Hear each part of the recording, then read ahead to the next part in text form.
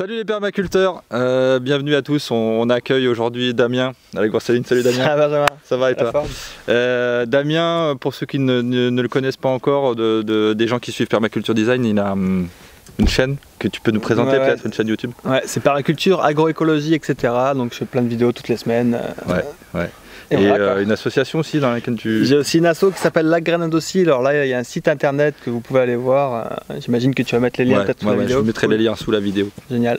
Ok, Damien est en visite au site expérimental de la Goursaline aujourd'hui. Et donc on en a profité pour vous faire une petite vidéo. On va regarder ça, on va parler de nos pires erreurs, on va parler des grosses bêtises qu'on a fait ensemble. Moi j'en ai jamais fait, hein, jamais. Non, je m'en doute. Et on regarde ça tout de suite.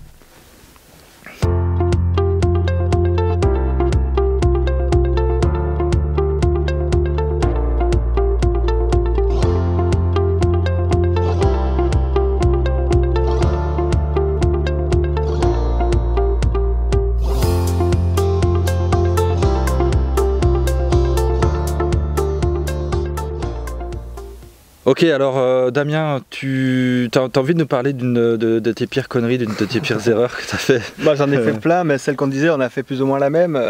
Moi, il y a un truc où j'ai commencé, j'avais lu plein de bouquins en fait, sur le jardinage naturel, écologique. Moi, je me suis lancé en maraîchage commercial, donc j'avais envie de produire rapidement et j'ai vu qu'il fallait planter des engrais verts.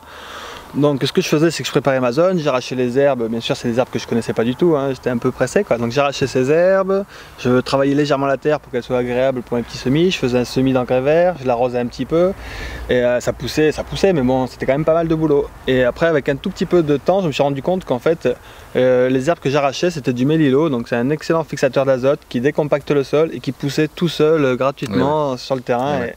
Et voilà, ne pas avoir observé, c'était une belle erreur et beaucoup de travail pour pas grand chose.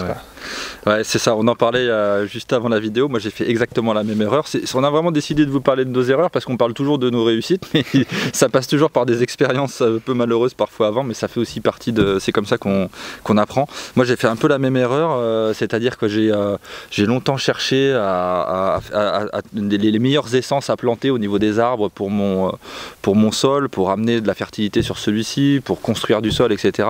Alors je regardais sur les forums de permaculture, je cherchais le super arbre, le Caragani arborescens, le super... bon, ça veut pas dire qu'ils sont pas bien, mais je regardais tous ces végétaux là sur les forums de permaculture, et puis dans mon bureau, par la fenêtre, j'avais la recette quoi. J'avais un saule, j'avais un bouleau et j'avais un genêt. Genêt qui est un super fixateur d'azote qui pousse tout seul, qui produit beaucoup de biomasse, un bouleau qui construit du sol aussi très rapidement et de l'humus très rapidement puisqu'elle a une durée de vie très courte, et puis le saule qui développe les mycorhizes aussi d'excellente manière. Donc voilà, j'avais encore une fois l'observation, ça a été une belle connerie. Je cherchais à l'extérieur des choses, comme toi, quoi, qui était là sous nos yeux. Quoi. En plus on le dit souvent, quoi, le meilleur bouquin, le plus grand bouquin qu'on a, il est sous nos yeux, c'est la nature, et des fois on oublie de le regarder pour aller voir des petits bouquins. On marche dessus sans arrêt, et il suffit de se pencher. Tu as une autre erreur à nous... Enfin, erreur si on peut dire. En fait, ce que j'aime bien aussi dire, c'est que l'erreur, c'est avec ça et les erreurs qu'on apprend le plus vite. Quoi. Avec les réussites, on apprend moins selon moi qu'avec nos erreurs, parce qu'avec les erreurs, tu te remets en question et tu continues. Donc un truc que j'ai fait, c'est à vouloir aller trop vite et ne pas observer. Souvent on parle d'une durée d'observation pendant un an, attendre voir les 4 saisons, voir un peu comment fonctionne le terrain. Or dans la tête on le dit tous, mais en réalité souvent on arrive sur un terrain et on a déjà nos idées et on veut y aller un peu comme des bourrins, je veux dire, peut-être en étant quand même gentil, mais des fois on va envoyer quoi. Et du coup j'avais planté plein d'arbres fruitiers ou à but comestible, donc des oliviers, des amandiers, des pêchers, tout ça sur une zone que j'avais pas bien observé, et en fait je me suis rendu compte qu'à l'hiver suivant il y a une source qui est remontée et tous ces arbres, les pieds dans l'eau, ils sont tous morts quoi. Donc j'ai flingué peut-être une bonne vingtaine d'arbres juste en n'observant pas la nature. Donc encore pareil, le livre de la nature qui était sous mes yeux et que j'ai pas pris le temps de regarder. C'est ça. Mais moi alors c'est pas tout à fait pareil, mais on est aussi un peu dans le même genre de bêtises. Quand je suis arrivé sur le terrain ici là à la Goursaline, quand on est arrivé ici, ça fait 3,5 hectares. J'ai voulu absolument remplir l'espace, faire un design tu vois, qui rentre partout, qui tienne voilà, je voulais faire. Et je me disais, tiens, mais non, cet espace-là, je peux pas le laisser vide, il faut que je fasse quelque chose dessus. Et pourtant, je connaissais le principe de permaculture, de commencer petit, de s'étendre petit à petit, etc. etc., de contrôler une zone puis se développer. Et puis ben non, j'avais quand même cette espèce de culture là qui était présente, de croyance chez moi. Et puis je me suis aperçu que ça m'a vite complètement étouffé en travail, puis même en pression un petit peu voilà, je vivais mal cette sensation là, et donc du coup je me suis dit pourquoi ne pas laisser cette partie se reboiser, s'ensauvager, redevenir sauvage seul. Non seulement ça m'apporte énormément de récoltes, parce que je vais avoir plein de récoltes de bois, de champignons, d'autres éléments naturels, de biomasse, etc. Mais en plus, ça me faisait pas du tout de travail, quoi. Donc voilà, ça fait partie aussi, encore une fois, des choses qu'il faut intellectualiser dans un premier temps et puis après incarner vraiment. C'est vrai qu'il y a une latence entre les deux. Et puis toutes les erreurs qu'on cite, à mon avis, ça va dans le même sens, c'est prendre son temps, observer, y aller petit à petit. Et puis voilà, à mon avis, c'est un bon conseil à donner à tout le monde, c'est prendre son temps, observer, y aller petit à petit. Et je pense que nos erreurs, elles vont un peu dans cette idée-là, de vouloir foncer, quoi. Puis se faire confiance à la nature, à ce qu'on observe.